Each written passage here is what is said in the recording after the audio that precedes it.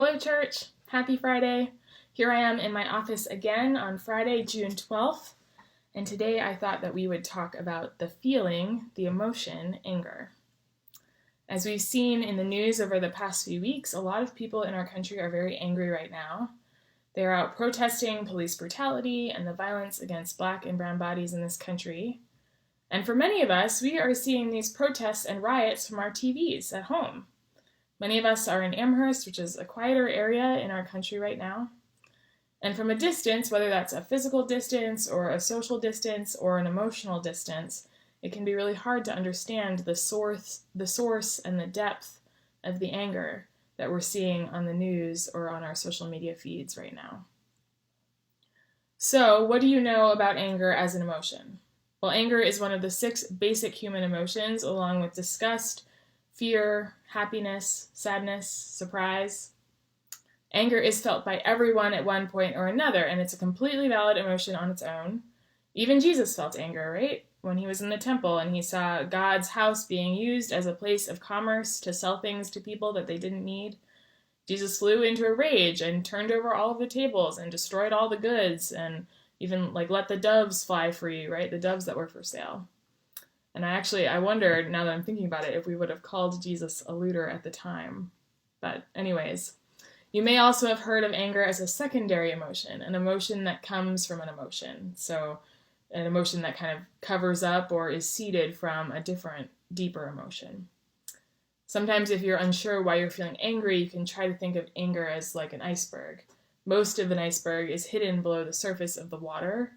And similarly, when we're angry, there can be other emotions hidden beneath the surface. It's easy to see a person's anger, but it can be difficult to see the underlying feelings that the anger is protecting. Often anger is second to feelings like sadness, loneliness, grief, humiliation. It's a protector of the more raw emotions that are harder to feel and harder to get affirmation for in the public eye. So as we consider why folks are so angry in our country right now, I wanted to read a passage to you from this book that I like, which is Consolations by the poet and author David Wyatt.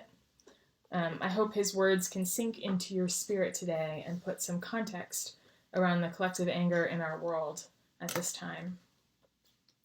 So in this book, David Wyatt writes about a lot of different words, like anger, beauty, confession, courage, and kind of puts them into his own poetic context.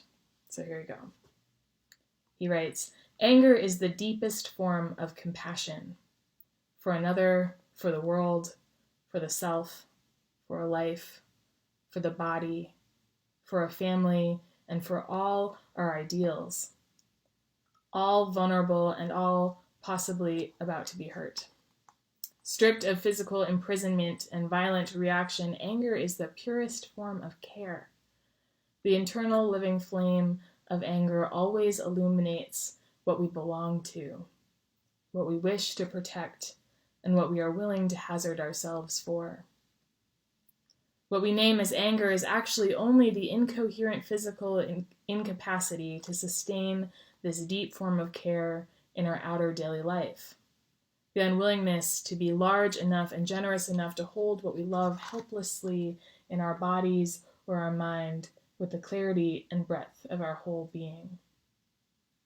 What we have named as anger on the surface is the violent outer response to our inner powerlessness, a powerlessness connected to such a profound sense of rawness and care that it can find no proper outer body or identity voice or way of life to hold it." And then he goes on to say a few paragraphs down, "But anger, truly felt at its center, is the essential living flame of being fully alive and fully here. It is a quality to be followed to its source, to be prized, to be tended, an invitation to find a way to bring that source fully into the world through making the mind clearer and more generous, the heart more compassionate, and the body larger and strong enough to hold it. What we call anger on the surface only serves to define its true underlying quality, by being a complete but absolute mirror opposite of its true internal essence. I love that. I love that he says anger is the deepest form of compassion.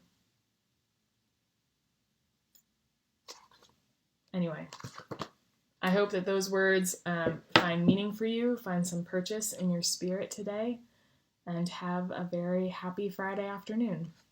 Blessings. See you Sunday morning.